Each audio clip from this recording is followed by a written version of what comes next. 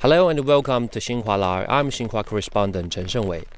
Today, as you could see, a little bit of rain here, but still, we will show you a visual feast in the coastal city of Yancheng, East China's Jiangsu province. From a bird's eye view, you could notice that this similarly desolate land has best of life these days, especially in its well-preserved wetlands, which welcome on average the 3 million migratory birds during wintering every year. And in fact, it is the world's largest wintering ground for the wild red-crowned cranes. But what happens on land? Let's find it out.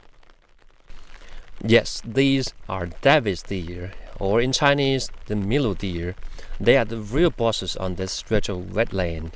And according to my friend Xue Dandan, the deputy director of the Safety and Security Department of the Jiangsu Dafeng Milu National Nature Reserve, the Milu deer population, once endangered species, has increased by about 5,000 in just a decade alone. So, what changes might have taken place here, and how was such a miracle accomplished? Let's learn more from Xue. Hello, Mrs. Xue. So, you have been working here for quite a long time, and I heard that this is once a desolate land and now has become a paradise for the Milu deer. So could you tell us how many Milu deer are here, and are all of them raised or the wild or partly wild? There are 7,033 living here, of which 3,116 are wild. So that's about half of the number are man-raised and half of them are totally wild.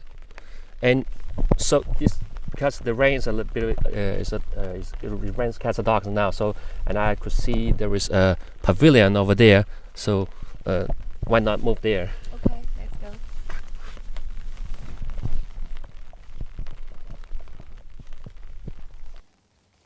So how many years have you been working here? 10 years or 8 years? 6. 6 years. Yeah. So Xue, I know that this place was once a little bit desolate, and the Milu deer was once an endangered species in China. So how could you make it a paradise for the Milu deer to live? And could you? I know it can't be reached in just a single leap. So could you share us the whole story? More than 200 years ago, Milu became extinct in China. In 1986, 39 Milu returned to Dafeng from the UK to begin task of researching population. So to restore their population. Yeah. So I could on this place on this pavilion I could see flocks of Milu deer. So they are enjoying their brunch. Yeah, and you noted you mentioned that from 39 to over 7,000, it is quite incredible, and it is quite impressive. So, could you tell us how many measures have you taken to make it a paradise for the Milu deer to live? First, we improved their survival rate by improving the feed structure and ensuring nutrition. Secondly, we have taken measures such as weed vegetation restoration and water system renovation to restore their habitat environment. Third, release captive Milu into the wild to restore the natural population. So 3 steps in total. The first, to improve their food structure, and second, to better their water and to better their environment, and the last one is to release the man-bred ones into the wild, right? Yes.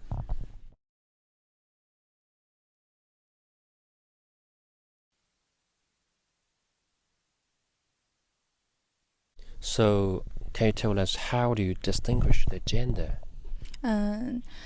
The male have horns in his head, but the female do not.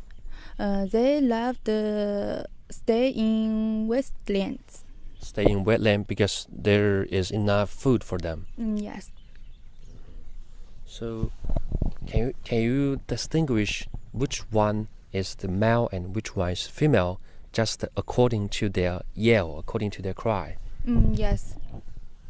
Yeah, we are getting closer and closer to the deer, and I don't know whether they will be scared to run away or just stay there and enjoy their brunch.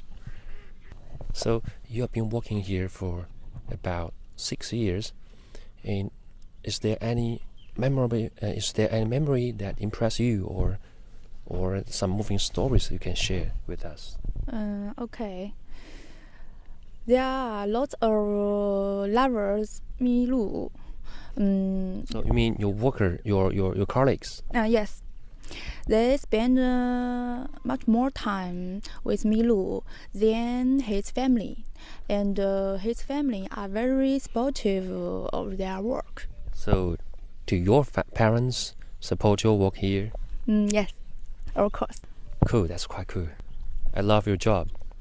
I want to go here. I want to stay here if I were retired one day. It seems that they get braver now, because in the morning I saw them when I was over 100 meters away from them. They just got scared and run away.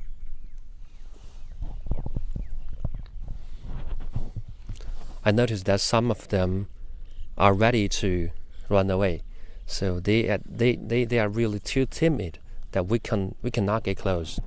We cannot get closer further. So I suggest that we go to the man-bred area, because you mentioned that there are about half of the Milu deer which are bred by humans. So can we move there? Okay, Let's go. Let's go.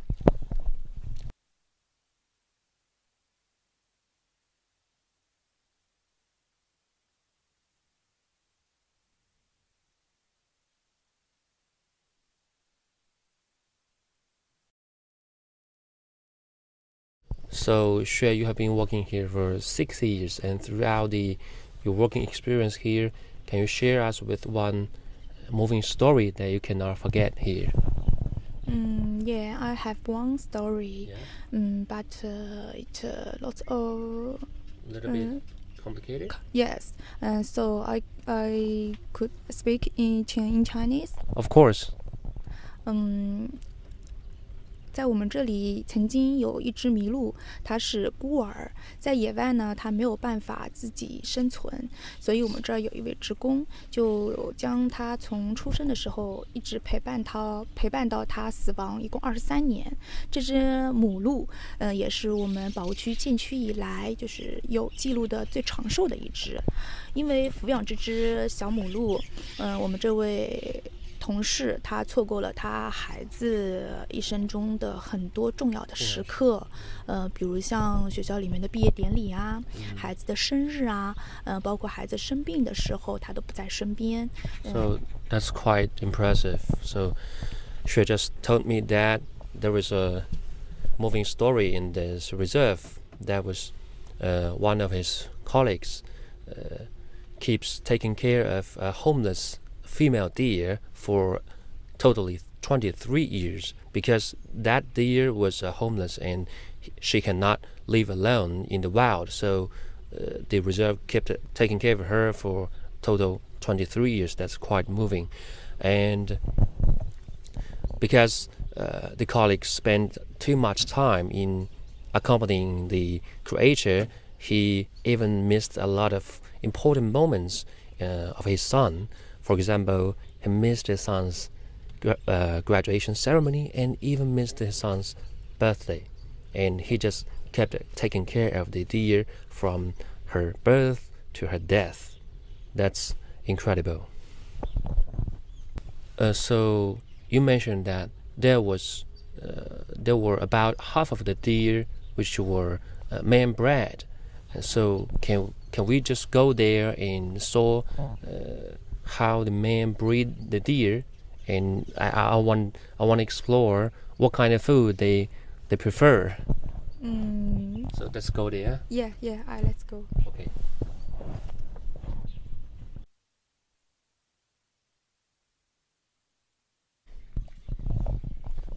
So here we are. We are now coming to the breeding area of the Milu National Nature Reserve.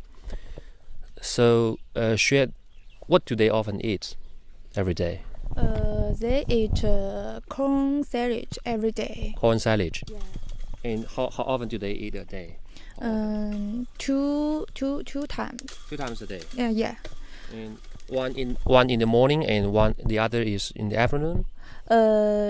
In the morning and at 9 o'clock. 9 o'clock. And in the afternoon, 4 o'clock. Yes. 4 o'clock in the afternoon. Yeah. So you got the carrot in your hands, and so carrot for these animals are like. Yes, he like. Yeah, they like carrots also. Yes. So carrots for them is like.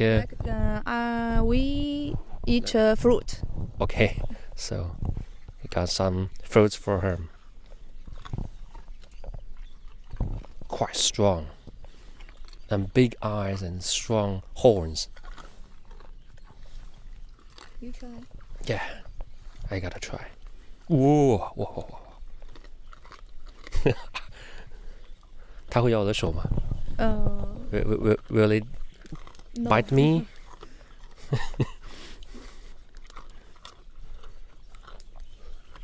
So what about the other deer?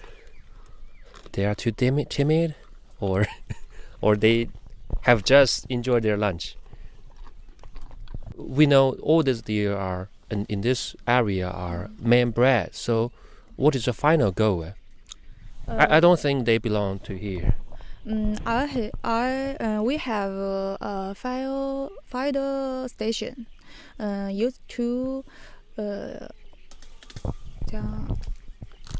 monitor their movement and research their habits. And research their habit. Oh! There was another wolf that jumped so high.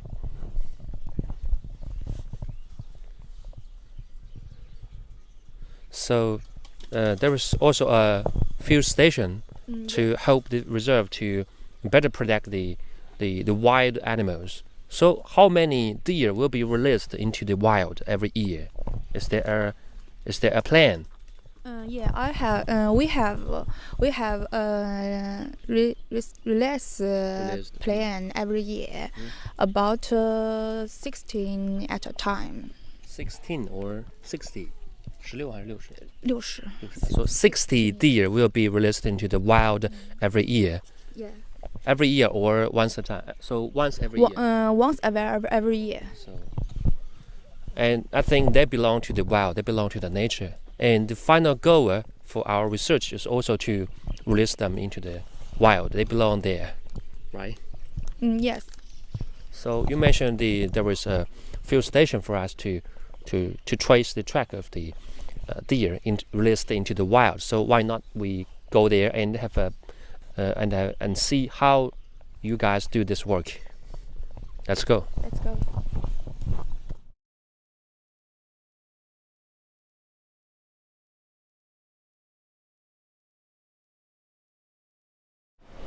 So is this you mentioned the field station? I saw the monitor system on the screen.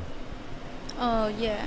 If we see a deer have trouble, we will set a team to help it. To help it out. Yes. And so throughout our exploration today, I can see a lot of work you have done and a lot of achievements you have realized. And can you tell me what is your final goal? We want to raise the advance of the protection among the public to achieve the goal of harmony with living men and animals, and help we can see deer everywhere in our city. That's an ambitious goal, right? So, the 14th meeting of the Conference of the Contracting Parties on the Ramsar Convention was held recently in China's Wuhan and Switzerland's Geneva. 7 Chinese cities have been accredited by the Ramsar Convention as the international wetland cities, including Yancheng. So this is a great honor, a credit to the Yancheng, and also a new starting point for the protection of the nature and wild of Yancheng.